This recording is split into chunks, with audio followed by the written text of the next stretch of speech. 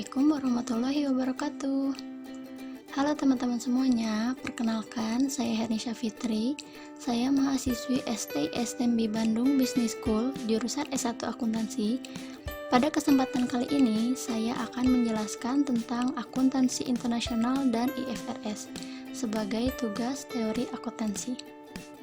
Selamat menyimak. Yang pertama ada definisi akuntansi internasional. Menurut Ward et Cowley 1995 mendefinisikan akuntansi internasional adalah sebagai berikut. Mencakup semua perbedaan prinsip, metode, standar akuntansi semua negara, termasuk di dalamnya prinsip akuntansi GAAP yang ditetapkan di tiap negara, sehingga akuntan harus menguasai semua prinsip di semua negara jika mempelajari akuntansi internasional. Tidak ada maksud untuk memiliki prinsip yang berlaku umum sedunia. Perbedaan ini diakui karena adanya perbedaan geografi, sosial, politik, ekonomi, dan hukum.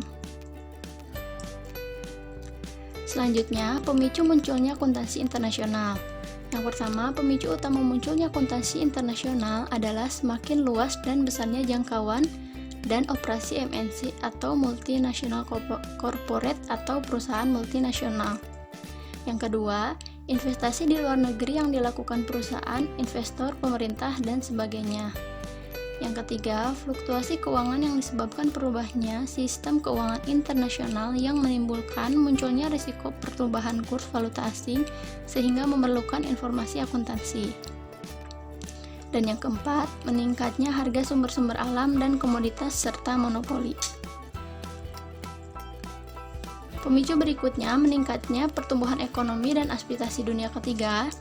Yang keenam, meningkatnya peranan pasar modal. Yang ketujuh, berubahnya vision pasar modal. Dan yang terakhir, pasar modal USA. Berikutnya, menurut Cowley 1985, beberapa determinan yang mengakibatkan perbedaan tujuan, standar, kebijakan, dan teknik akuntansi adalah 1. Relativisme budaya. 2. Relativisme bahasa. Ketiga, relativisme politik dan sipil, dan yang keempat, relativisme ekonomi dan penduduk, yang terakhir, relativisme hukum dan pajak. Untuk mengatasi permasalahan ini, Muller 1976 mengemukakan 3 usulan yaitu sebagai berikut. Yang pertama, setiap perusahaan menyusun laporan keuangan primer dan sekunder. 2. Single domicile reporting, artinya laporan keuangan disusun menurut standar dari domisili perusahaan tersebut. Yang ketiga, laporan keuangan disusun menurut standar internasional. Nah, berikutnya ada lembaga akuntansi internasional, seperti International Federation of Accountants dan International Accounting Standard Committee atau IASC. Perkembangan akuntansi internasional ini sangat didorong oleh keberadaan lembaga internasional yang memberikan perhatian terhadap perkembangan profesi ini secara internasional, khususnya upaya mengharmoniskan standar akuntansi. Beberapa lembaga yang dapat dikemukakan adalah sebagai berikut. Yang pertama, Accounting International Study Group atau IASG. Yang kedua, International Congress of Accountants atau ICA. Yang ketiga, International Coordination Committee The Accounting Profession atau ICCAP. Yang keempat, International Federation of Accountants atau IFAC.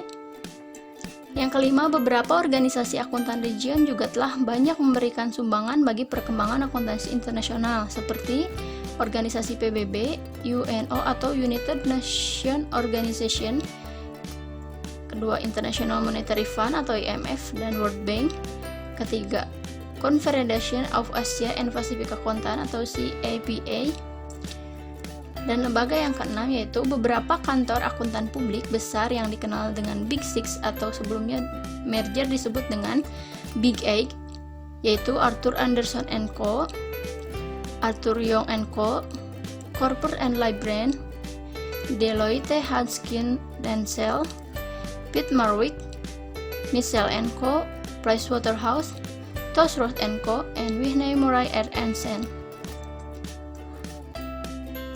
Berikutnya ada International Accounting Standard atau IASC sebagai embrio dari IFRS. 1.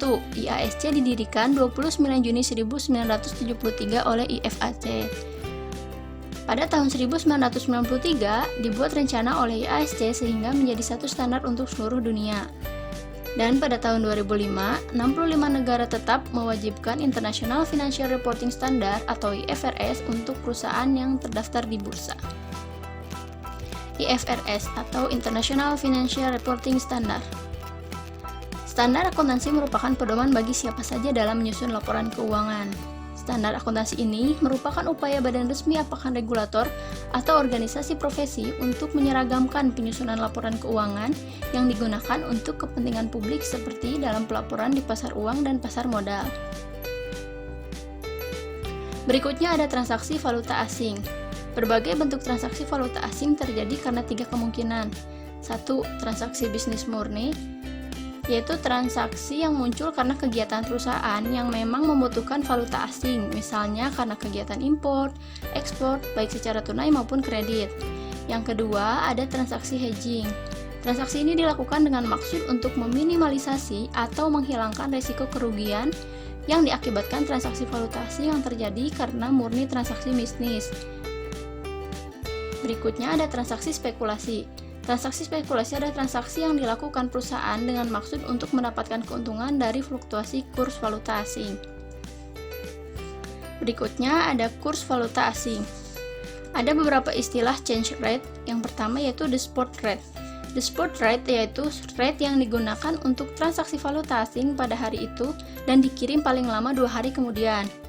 Yang kedua ada the forward rate. The forward rate adalah rate yang digunakan untuk transaksi atau kontrak valuta asing di kemudian hari antara langganan dengan pedagang valuta, bank atau pihak lain sejumlah tertentu pada tanggal tertentu di masa yang akan datang. Akuntansi untuk transaksi valuta asing. Untuk kejadian di mana melibatkan valuta asing tanpa melakukan forward, maka metode pencatatannya adalah yang pertama, pada saat transaksi dilakukan, aktiva, utang, pendapatan, dan biaya dicatat menurut nilai uang resmi perusahaan pada kurs yang terjadi saat melakukan transaksi. Yang kedua, pada tanggal neraca dan pada tanggal eksekusi transaksi valuta asing, saldo valuta asing yang tercatat disesuaikan untuk menggambarkan kurs valuta asing. Yang ketiga, laba rugi akibat perbedaan kurs valuta asing dicatat dalam laporan laba rugi tahun berjalan terkecuali yang dijelaskan dalam poin 4. Poin 4 yaitu laba rugi dari transaksi hedging atas investasi asing dan transaksi antar perusahaan jangka panjang jika laporan dikonsolidasikan, digabung atau dicatat secara equity method dicatat sebagai tersendiri sebagai komponen stockholder equity. Penjabaran valuta asing dalam laporan keuangan. Yang pertama ada metode current non-current atau lancar non-lancar. Dalam metode ini, aktiva dan kewajiban lancar dijabarkan pada kurs saat itu atau kurs yang sebenarnya pada tanggal neraca. Sedangkan aktiva dan kewajiban tidak lancar dijabarkan berdasarkan kurs historis waktu transaksi itu terjadi. Yang kedua, ada metode monetary dan non-monetary. Dalam metode ini, aktiva dan kewajiban moneter dijabarkan pada kurs saat sekarang atau current rate, sedangkan aktiva dan kewajiban non-moneter dijabarkan menurut kurs histori. Berikutnya ada current method. Dalam metode ini, semua penjabaran aktiva dan kewajiban didasarkan pada kurs sekarang atau current rate. Dan yang terakhir ada temporal method. Dalam metode ini, kas piutang dan utang baik lancar dan tidak lancar dijabarkan menurut kurs sekarang. Sementara aktiva dan kewajiban lainnya dijabarkan menurut kurs sekarang jika pos dicatat menurut nilai sekarang. Transaksi valuta asing menurut PSAK. Standar yang mengatur transaksi valuta asing dicantumkan dalam PSAK nomor 10. Sedangkan penjabaran valuta asing dalam laporan keuangan dicantumkan dalam PSAK nomor 11. Sekian penjelasan dari saya mengenai akuntansi internasional dari IFRS. Semoga bermanfaat. Mohon maaf apabila masih banyak kekurangan. Wabillahi taufiq wal hidayah. Assalamualaikum warahmatullahi wabarakatuh.